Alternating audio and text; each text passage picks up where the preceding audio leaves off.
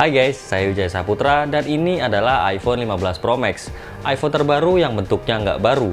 Tapi kalau lihat lebih dalam lagi sebenarnya banyak yang baru. Pada dasarnya iPhone 15 Pro Max ini adalah iPhone yang sama dengan iPhone 14 Pro Max. Tapi ada 5 hal baru yang ditingkatin. Mulai dari material, chipset, action button, kamera, dan USB-C. Jujur saya seneng dengan cara Apple merubah penampilan iPhone 15 Pro Max ini. Kesannya emang nggak berubah. Bahkan ini saya jajarin sama iPhone 12 Pro. Secara tampilan perubahannya nggak banyak. Perubahan besarnya bakalan kerasa banget kalau kalian udah pegang langsung iPhone 15 Pro Max ini. Mulai dari material titaniumnya yang bikin iPhone ini 10% lebih ringan. Angka 10% ini terkesan sedikit, tapi beneran ini kerasa banget. Apalagi kalau dipakai untuk waktu yang cukup lama. Saya sebenarnya nggak begitu suka dengan iPhone Pro Max series, dan salah satu alasannya adalah iPhone Pro Max series itu berat. Tapi sekarang Apple nuntasin masalah berat itu, jadi ya keren sih. Terus Apple juga udah ngerapiin ujung-ujungnya yang tadinya tajam, sekarang diperhalus lagi. Dan seriously itu bikin iPhone 15 Pro Max ini jauh lebih nyaman. Apalagi warna raw titanium ini tuh bikin fingerprint jadi jauh lebih berkurang. Kalau saya sih tim anti pakai casing, jadi pakai iPhone 15 Pro Max ini bener-bener kerasa banget perubahannya ketika dipakai. Kalau pakai casing ya tahu sendirilah ya, semua hal yang baru yang saya sebutin tadi jadi ketutup semua sama casingnya. Untuk ukuran, iPhone 15 Pro Max ini masih sama persis seperti iPhone 14 Pro Max. Cuman di bagian bezelnya itu lebih tipis lagi sekitar 1 mm dan itu nice. Layarnya masih sama 6,7 inci dengan panel OLED up to 120 Hz. Brightness-nya bisa sampai 2000 nits dan itu cakep, aman banget kalau dipakai di outdoor walaupun dengan kondisi matahari yang terik, dan tentunya always on display juga udah ada di iPhone 15 Pro Max ini. Dan perkenalkan chipset A17 Pro Bionic. Chipset pertama dengan embel-embel kata Pro untuk jajaran iPhone Pro series. Untuk iPhone base modelnya dia pakai A16 Bionic yang dipakai di iPhone 14 Pro tahun lalu. Jadi ini adalah chipset baru yang paling kenceng yang pernah Apple buat. By the way, chipset ini adalah chipset 3 nanometer pertama di dunia yang ditanam di sebuah smartphone. Dan ketika saya lihat beberapa benchmark, chipset ini bahkan mendekati chipset M1. Chipset ini juga diklaim 10-20% lebih kenceng di bagian CPU dan GPU-nya dari iPhone 14 Pro tahun lalu. Dan itu perubahan yang cukup menarik.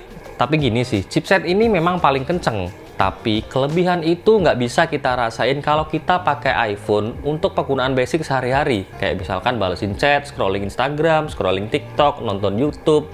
Itu tuh bener-bener nggak akan kerasa kalau kalian punya iPhone dengan chipset yang paling kenceng. Satu-satunya cara untuk buktiin iPhone dengan chipset paling kenceng ya untuk gaming berat. Jujur saya bukan orang yang doyan ngegame di HP. Game di HP saya paling Candy Crush atau game-game yang lucu-lucu aja, paling buat aktivitas kalau lagi ngantri sesuatu. Tapi sebagai gambaran sih, Apple udah ngasih tahu betapa liarnya chipset A17 Pro ini di event keynote mereka. Dan Apple sampai-sampai merilis game khusus untuk iPhone 15 Pro dan iPhone 15 Pro Max. Misalnya Resident Evil Village dan Assassin's Creed. Jadi ini tuh game mobile tapi mulai dari aset visual sampai gameplaynya sama kayak yang ada di PlayStation. Karena memang ini sebenarnya game versi PlayStation. Nah, baru kebayangkan betapa powerfulnya chipset A17 Pro Bionic ini di iPhone 15 Pro Max. Sebenarnya nggak cuma untuk gaming sih, tanpa kita sadari berkat chipset yang baru ini kita bisa melakukan hal baru yang bermanfaat untuk penggunaan sehari-hari juga. Contohnya ada Neural Engine di chipset ini bisa mengenali objek yang itu memungkinkan kita memotret dengan portrait mode secara otomatis. Juga image processor baru bikin iPhone baru ini cepet banget buat motret, bahkan untuk memotret terus-terusan kayak gini. Dan berkat chipset ini kita juga bisa menikmati USB-C versi 3 dengan kecepatan transfer data yang luar biasa kencengnya. Lalu bagian yang paling menarik di iPhone 15 Pro Max ini adalah USB-C. Karena dengan satu perubahan ini pengalaman kita menggunakan sebuah iPhone menjadi benar-benar beda. Kita sekarang cukup bawa satu kabel Type-C aja untuk ngecharge beberapa gadget. Selain itu, kita bisa colokin macam-macam ke iPhone. Misalkan mulai dari external display yang support 4K sampai 60 Hz, kita bisa colokin keyboard, external storage, dan saya yakin pasti banyak sekali bermunculan aksesoris baru yang bisa kita colokin ke port USB-C di iPhone nantinya. Tapi yang lumayan nyebelin itu kita cuma dapetin USB-C yang biasa aja di paket pembeliannya. Jadi kabel yang kita dapetin itu masih USB-C versi 2 yang kecepatan transfer datanya lambat. Kita harus beli sendiri kabel USB-C versi 3 kalau kita pengen nikmatin kecepatan transfer data yang lebih kenceng. Ya sebenarnya wajar aja sih, ketika kita membeli sebuah handphone ya sewajarnya kita dikasih kabel hanya untuk ngecharge, bukan untuk transfer data. Jadi ya it's okay lah. Buat ketahanan baterainya ini agak unik sih. Jadi gini, baterai di iPhone 15 Pro Max ini kapasitasnya sedikit lebih besar dari iPhone 14 Pro Max. Tapi mungkin karena iPhone 15 Pro Max ini pakai chipset baru yang lebih kenceng, itu bikin iPhone 15 Pro Max ini sedikit lebih boros. Ya walaupun untuk penggunaan sehari-hari sih aman banget. Fakta uniknya iPhone 15 versi base model sedikit lebih awet ketimbang yang Pro series. Tapi saya sejujurnya berpikir karena mungkin ini prosesor baru ya, jadi banyak penyesuaian di sisi software yang perlu dilakukan. Misalnya awal-awal iPhone 15 muncul itu ada isu overheating dan itu semua udah diberesin sama Apple lewat update software. Ya semoga dengan update iOS kedepannya bisa bikin baterai di iPhone 15 Pro dan Pro Max lebih awet. Terus ada action button. Tombol satu ini tuh bisa jadi bermanfaat atau bisa jadi nggak ada manfaatnya, tergantung siapa yang pakai. Kalau kalian orang yang selalu pakai iPhone dalam kondisi silent, action button ini bisa jadi tombol yang berguna banget. Ada beberapa pilihan fungsi yang bisa kalian pilih sesuai dengan kebutuhan. Sayang banget penggunaan tombol ini cuma bisa berfungsi ketika di hold aja. Padahal misalnya kalau ditekan 2 kali atau 3 kali kita bisa nambahin fungsi, itu kan bisa jadi lebih berguna ya. Nah, buat kalian pengguna iPhone yang emang sering switching dari silent ke ringing, ya tombol ini nggak begitu bermanfaat karena fungsinya jadi sama aja kayak iPhone sebelumnya. Dan ketika kalian ganti fungsi action button ini ke fungsi yang lain, kalian bakalan agak ribet kalau mau ngerubah dari mode silent ke mode ringing. Dan ini bagian terakhir yang paling pro di iPhone 15 Pro Max ini, yaitu kamera. iPhone 15 Pro Max dibekali lensa utama 24mm f1.78 dengan resolusi 48 megapiksel, lensa ultrawide 13mm f2.2 dengan resolusi 12 megapiksel, dan untuk pertama kalinya Apple bedain kamera di seri Pro dan Pro Max. Di seri Pro Max kalian dapetin lensa periscope dengan focal length 120mm f2.8 dengan resolusi 12 megapiksel. Sementara di seri Pro cuma kebagian lensa tele 77mm f2.8 dengan resolusi 12 megapiksel. Dengan hadirnya lensa periskop di iPhone 15 Pro Max ini memungkinkan untuk melakukan optical zoom sampai 5 kali dan digital zoom sampai 25 kali.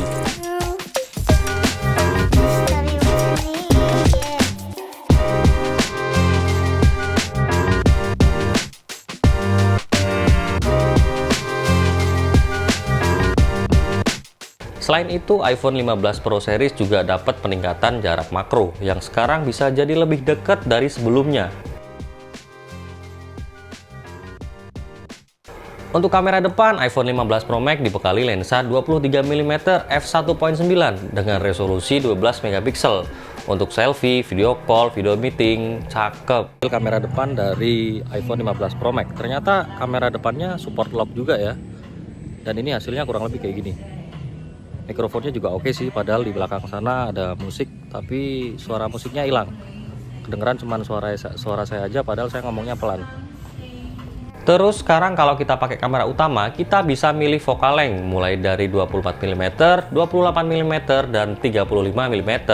Walaupun sebenarnya ini cuma digital zoom ya, jadi saya saranin tetap pakai 24mm aja. Nanti kita bisa zoom sendiri sesuai keinginan kita. Tapi sebenarnya fitur ini cukup ngebantu sih buat saya sendiri, bisa jadi patokan saya untuk nentuin framing dan penggunaan lensa yang tepat untuk kalau lagi mau syuting. Di sisi video ada yang spesial. Sekarang kita bisa syuting pakai mode ProRes Lock dengan resolusi 4K 60fps. Ini kebangetan sih. Fitur ini biasanya ada di kamera-kamera mahal, jadi bisa dikatakan ini fitur yang bener-bener pro. ProRes Lock ini berfungsi untuk meningkatkan kualitas video, salah satunya ningkatin dynamic range video kita secara signifikan. Tapi konsekuensinya kita harus ribet masukin hasil ProRes Lock-nya ke komputer dan perlu kita edit dulu untuk menyempurnakan hasilnya. Karena kalau nggak kita edit ya hasilnya akan mentah kayak gini, dan ini perbandingan ProRes Lock dan tanpa ProRes Lock.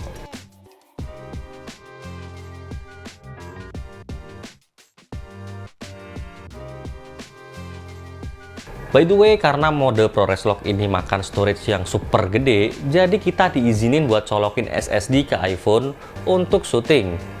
Otomatis hasilnya akan masuk langsung ke SSD tanpa ngurangin internal storage kita.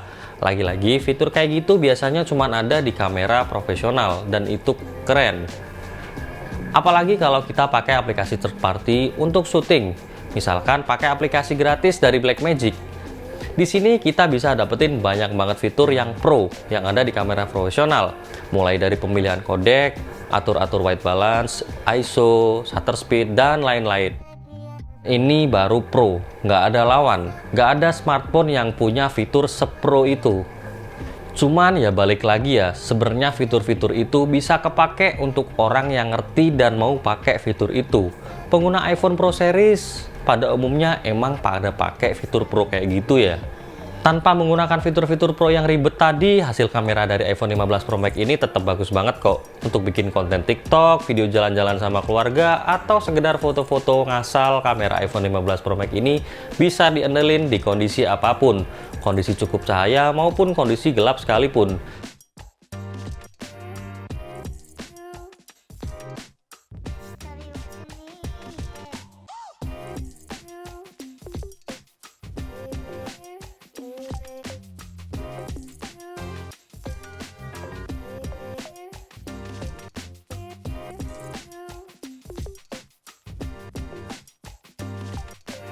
Satu hal yang Apple belum bisa beresin di sisi kamera adalah flare. Flare di iPhone ini ngeselin banget dan saya juga nggak ngerti kenapa masalah ini belum beres-beres. Nah, kalau ditanya iPhone 15 Pro Max ini worth it atau enggak, sebenarnya kalian perlu cari tahu kebutuhan kalian dulu. iPhone 15 Pro Max ini cocok banget buat kalian yang hobi banget gaming. Game apa aja saya yakin bisa disikat abis sama iPhone 15 Pro Max ini. Untuk kalian konten kreator yang butuh banget portabilitas, butuh cepet, males bawa kamera gede, dan nggak suka ribet gitu, tapi pengen hasil kontennya keren, ya iPhone 15 Pro Max ini memang nggak ada lawan buat urusan kamera. Atau kalian adalah seorang sultan, atau memang kalian udah banyak duit, dan butuh status sosial yang lebih tinggi. Sikat, iPhone 15 Pro Max ini udah paling mentok buat urusan status sosial. Tapi kalau saya pribadi sejujurnya nggak butuh-butuh amat iPhone 15 Pro Max ini. Kenapa? Karena yang pertama, saya tuh nggak hobi mobile gaming. Saya nggak pernah ngerasa puas ketika nge-game di HP. Saya lebih nikmatin game itu dengan layar yang lebih gede dan speaker yang lebih enak. Rasanya tuh beda. Saya kerasa gaming jadi lebih berasa kalau pakai layar yang lebih gede.